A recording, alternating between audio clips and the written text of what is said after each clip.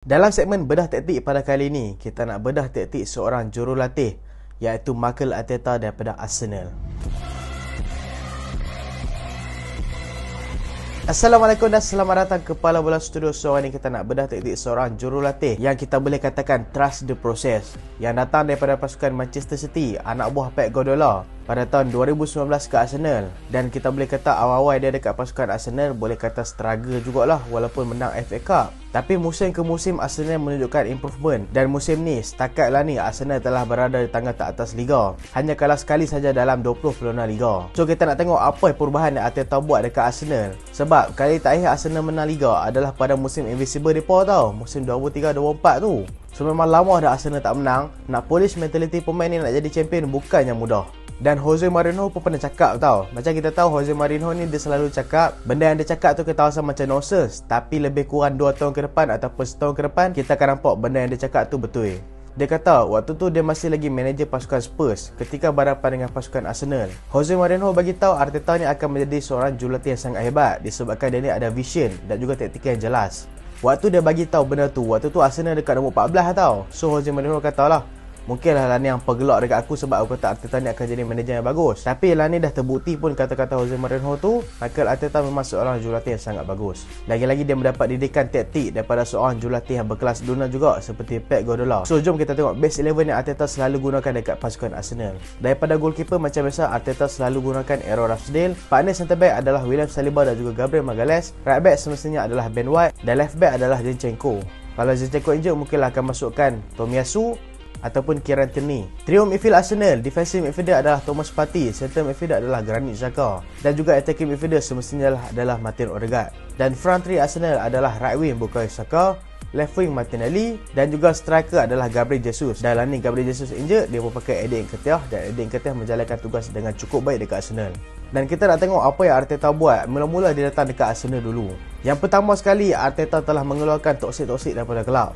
Macam apa semua tahu, kalau nak menjadi seorang juara tu, satu tim tu kenalah bersatu hati. Tak boleh ada seorang dua toksik dalam tim tu. So Arteta telah mengeluarkan toksik daripada pasukan Arsenal. Contohnya adalah Pierre-Emerick Aubameyang dan juga Matteo Guendouzi. Ada juga yang mengatakan Mesut Ozil tu toksik, tapi aku tak pastilah benda tu. Mungkin toksik disebabkan gaji tinggi lah kot. Takut ramai dengki kan. Tapi tu Arsenal yang buat silap bagi gaji tinggi kat dia. Tapi senang cerita dia dah keluar daripada Arsenal. So lah ni ruang ganti Arsenal semua dah harmoni. Dan Arsenal juga adalah salah satu pasukan yang mempunyai average umur yang muda. So senang cerita kalau muda ni senang sikit lah nak dengar cakap. Dan memang kita dapat nampak lah contoh macam lebih kurang macam Pep Guardiola juga. Pep Guardiola dia tak mau ada ego besar dalam tim dia. So begitu juga macam Arteta. So Arteta ni dia tak mau ada ego besar dalam tim dia. Dan dia bina tim dia berdasarkan pemain-pemain muda. Dan kalau aku nak remind dekat hampa balik, pemain-pemain muda yang perform pada musim ni bukanlah dibeli pada musim ni. Mereka dibeli daripada musim lepas. Ingat tak musim lepas? Musim lepas Arsenal adalah antara top spender juga dalam EPL. Musim lepas Arsenal telah spend lebih kurang 167 juta euro untuk mendapatkan pemain seperti Takehiro Tomiyasu, Aaron Ramsdale, Ben White daripada pasukan Brighton, dan Martin Odegaard untuk mengekalkan dia daripada pasukan Real Madrid. Dan musim lepas ramailah yang gelakkan kat Arsenal sebab menjadi antara top spender, tapi still struggle dalam EPL. Tapi musim ni kita dah dapat nampak lah beberapa pembelian Arteta tu dah start menunjukkan hasil. Dan yang lagi bagus dia, Arteta datangkan beberapa player yang boleh bagi import segera ke dalam pasukan seperti Gabriel Jesus dan juga Zinchenko, dan juga seorang pemain muda untuk isi skuad depth depa seperti Fabio Vieira. Walaupun harga Fabio Vieira tu agak mahal, lebih kurang 32 juta, tapi kualiti dia memang setara dengan harga adalah sesuai lah nak menjadi pelapis dekat pasukan Arsenal kalau tiba-tiba Martin Odegaard cedera ke. Dan musim ni baru je kalah sekali, dan juga Arsenal telah merekodkan jaringan yang cukup banyak dan juga bolos antara pasukan yang paling sikit. Untuk rekod, Arsenal adalah pasukan kedua tertinggi yang paling banyak menjadikan gol dalam EPL pada musim ni, dan setakatlah Arsenal telah pun berjaya menjadikan 45 gol, hanya ketinggalan di belakang pasukan Manchester City iaitu 53 gol. Dan pasukan Arsenal adalah pasukan kedua juga terbolos paling sikit iaitu 16 gol, hanya kalah dengan pasukan Newcastle iaitu 11 gol. Newcastle tu tak nak kata apa lah, dia pun punya clean sheet tu memang padu gila. Nak skor 1 gol memang payah gila. Tapi kita tengok Arsenal lah, Arsenal lebih balance lah daripada segi attacking dan juga segi defend. So kita tengok macam mana pergerakan Arsenal waktu mereka ni tengah attack dan waktu mereka ni tengah bertahan.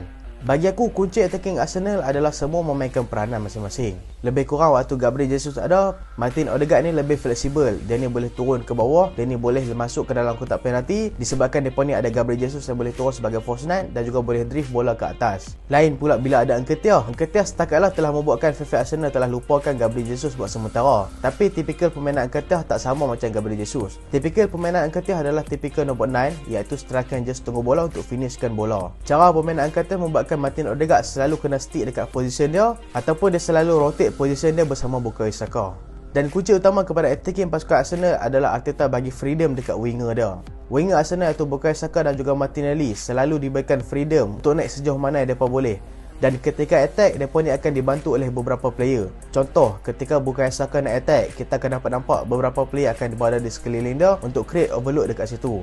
Contoh, bila Bukayo Saka cuba dribble, akan ada Ben White yang akan agresif naik ke atas ataupun Martin Odegaard yang akan cuba mengaburi defensive midfielder pasukan lawan untuk create space yang lagi besar untuk Bukayo Saka shoot ataupun cross masuk ke dalam kotak penalti. Dan apa jadi kalau player-player lain biar aja player-player ni buat overload tapi mereka ni still jaga Saka? Lagi mudahlah kerja pasukan Arsenal kalau mereka ni tak ligan Ben White ataupun Martin Odegaard yang create space tu. So Bukayo Saka akan mudah untuk passing kepada Ben White ataupun Martin Odegaard untuk cross masuk ke dalam kotak penalti. Sebab Ben White dan juga Martin Odegaard pun memiliki kemampuan yang sama daripada segi attacking. Bukan sama lah, maksudnya Ben White boleh crossing, Odegaard pun boleh crossing. Dan dekat belah Martinelli pula, bukan Zinchenko yang naik ke atas, melainkan Granit Xhaka. Granit Xhaka lah yang akan support Gabriel Martinelli. So kita dapat nampak dalam musim ni Granit Xhaka diberikan lebih freedom untuk naik ke atas berbanding musim-musim sebelum ni. Dan Granit Xhaka selalunya akan naik ke atas bila perlu sahaja. Sebab kalau Martinelli boleh go one on one, so Xhaka just akan backup dia ataupun buat overlapping dekat belah kiri. Dan sebab apa dekat belah kanan Ben White naik tapi Zinchenko tak naik? Zinchenko dekat Arsenal lebih kurang macam Cancelo dekat MC lah. Zinchenko akan bergerak menjadi inverted fullback ataupun senang contoh dia akan membentuk double pivot bersama Thomas Partey.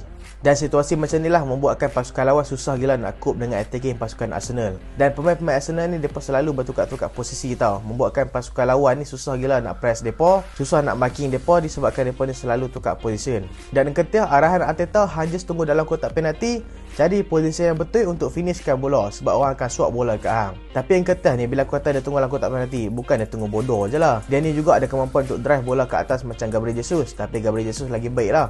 Tapi most of the game hang akan dapat nampak Nketiah ni takkan terlibat dalam build up game, dia ni just tunggu dalam kotak penalti untuk finishkan bola. So kita tengok daripada segi defensif pula, macam mana Arsenal bertahan under Arteta. Waktu bertahan, Arsenal ni akan bertahan sebagai satu unit. Mereka tak akan biar defend mereka bertahan saja. Mereka ni semua akan turun ke bawah. Kalau hampa tengok waktu Arsenal sedang menyerang, mereka ni sebenarnya sedang menyerang tapi dalam posisi mereka ni ready untuk bertahan. So bila mereka ni terlepas bola, mereka ni akan overload dekat satu tempat tu. Contoh senang contoh kalau tengok game MU lah, kalau bola dapat dekat Eriksen ataupun McTominay, play striker dan juga play midfield mereka ni akan compress belah McTominay ataupun Eriksen untuk menyukarkan mereka ni buat hantaran ataupun nak channel bola ke atas. So senang contoh counter press Arsenal memang cepat gila lepas mereka hilang bola. Dan macam aku kata tadi, flexibility positioning pasukan Arsenal memang cukup baik. Mereka ni selalu bertukar-tukar posisi bersesuaian dengan cara permainan pasukan lawan mereka. Dan yang paling penting ketika bertahan adalah midfield mereka lah. Contoh midfield mereka adalah Thomas Partey, Granit Xhaka dan juga Odegaard. Kalau contoh pasukan lawan tu hanya menggunakan satu defensive midfielder, just Odegaard je akan press defensive midfielder tu, dan Partey dan juga Xhaka mereka ni akan mark center midfielder dan juga attacking midfielder pasukan lawan. Dan kalau pasukan lawan pakai double pivot, so Granit Xhaka dan juga Martin Odegaard ni akan naik ke atas untuk press dua defensive midfielder dan Thomas Partey stay kat bawah. Dan kalau tengok shape ketika bertahan, Martin Odegaard dan juga Granit Xhaka saling silih berganti untuk partner dengan Thomas Partey, ataupun kadang-kadang membentuk tiga defensive midfielder bersama Zinchenko sekali. Bila Martin Odegaard turun, Granit Xhaka akan naik ke atas. Bila Granit Xhaka turun, Martin Odegaard akan naik ke atas. Dan ketika mereka ni terpaksa bertahan dalam waktu yang lama, contohnya bila pasukan lawan berjaya memegang bola dalam waktu yang lama, mereka ni akan turun membentuk low block dan akan ada dua player yang dekat atas, iaitu Martin Odegaard dan juga Gabriel Jesus ataupun Nketiah yang akan ready untuk counter attack disebabkan mereka ni ada hold up play yang cukup bagus. Dan kalau ada Gabriel Jesus, dia ni boleh drive bola ke atas seorang diri lah, sambil Martinelli dan juga Bukayo Saka ready untuk sprint ke atas. Sebab mereka ni tak stay ke atas pun tak ada masalah, sebab mereka ni ada kemampuan untuk pecut naik ke atas dengan cepat. Dan pertahanan Arsenal juga dibantu oleh goalkeeper pasukan mereka, iaitu Aaron Ramsdale, yang cukup bagus pada musim ni, bukan saja daripada segi save dan juga clean sheet, malah daripada segi ball contribution. Ramsdale ni dah lebih kurang level-level macam Alisson dan juga Edison lah. Dia boleh contribute bola naik ke atas dengan mudah dan hantaran yang cukup tepat, membuatkan pasukan lawan susah nak press mereka dengan pantas. Maksudnya bila back four pasukan Arsenal dalam pressure, mereka just passing kat Ramsdale channel bola ke atas dengan tepat. Dia bukan clear melalui macam tu. Dan Arsenal juga dibantu dengan dua centre back depa yang selesa menggunakan kaki seperti Gabriel Magalhaes dan juga William Saliba. Dan Ben White pada musim ini telah menunjukkan peringkatan yang cukup baik selepas mengalami kesukaran pada musim lepas. Dan bagi aku, antara player yang kurang didenda dekat Arsenal adalah Zinchenko lah. Zinchenko memang memainkan peranan yang cukup penting dekat pasukan Arsenal. Dia ni kalau hang tengok betul-betul, dia ni ada dekat semua posisi tau. Kadang-kadang dekat left back, kadang-kadang dekat left wing, kadang-kadang dekat defensive midfielder, kadang-kadang mereka attacking midfielder, kadang-kadang dalam kotak penalti. So bagi aku, pembela Arteta pada musim ni memang berjaya lah. Dapatkan Jesus, dapatkan Zinchenko, panggil balik William Saliba dan dapatkan Fabio Vieira. Dan antara komponen paling penting ketika bertahan dan juga menyerang untuk pasukan Arsenal adalah Thomas Partey. Thomas Partey bergerak sebagai press resistant untuk pasukan Arsenal. Ketika pasukan Arsenal dalam pressure ataupun rasa dia tak ada choice untuk passing bola ke atas, mereka akan passing dekat Thomas Partey. Dan Thomas Partey ni ada kemampuan untuk drive bola ke atas. Dan Thomas Partey ni boleh dikatakan penghubung antara pasukan defensif dan juga pasukan attacking.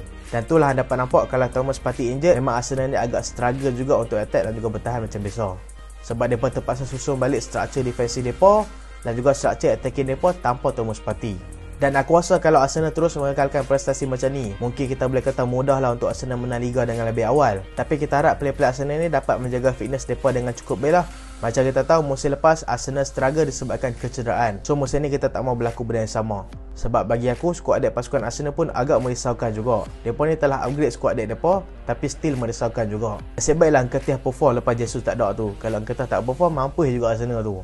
Tapi terima kasih jugalah kepada Mikel Arteta sebab telah mengembalikan pasukan Arsenal yang dah lama dah mencari pengganti Arsene Wenger setelah gagal beberapa kali dengan jurulatih mereka. So apa prediksi nampak untuk musim ni? Adakah Arsenal akan menang Liga ataupun Arsenal akan dipotong last minute oleh pasukan Man City?